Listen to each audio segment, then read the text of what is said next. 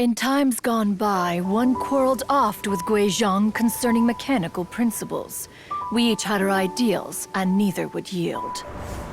Under the pretext of a social gathering, one invited the impartial Rex Lapis to judge the quality of our creations.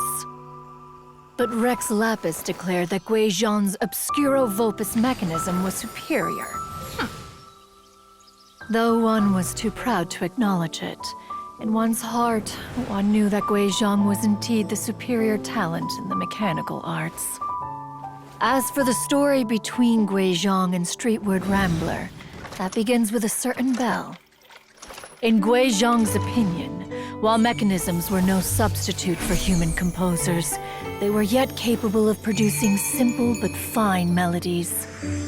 But Streetward Rambler believed music to be an expression of the soul, an emotional enterprise that could never hope to be replicated by machinery. They argued endlessly, until one asked Rex Lapis to intercede. He confiscated the bell and designated it for ceremonial use. Thereafter, one would often find them convening in the mountains, discussing music, mechanics, and all the affairs of the mortal world. But these good times were not to last. War broke out between the gods, and soon engulfed the Guili Plains. Guizhong was overpowered by the enemy, and fell in battle. When Streetwood Rambler and I arrived at the scene at long last, all that remained among the ruins was her lifeless body.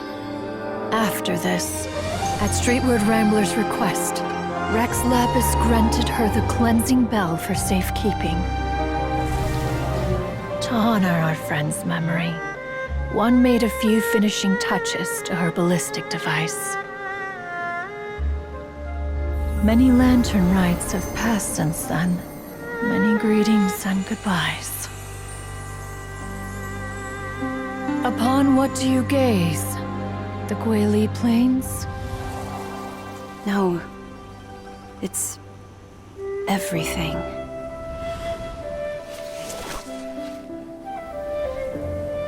We think of human life as like a lantern that's lit one minute and extinguished the next. But are we Adepti so different? Perhaps as dust settles after a storm, we too must one day return to the world below.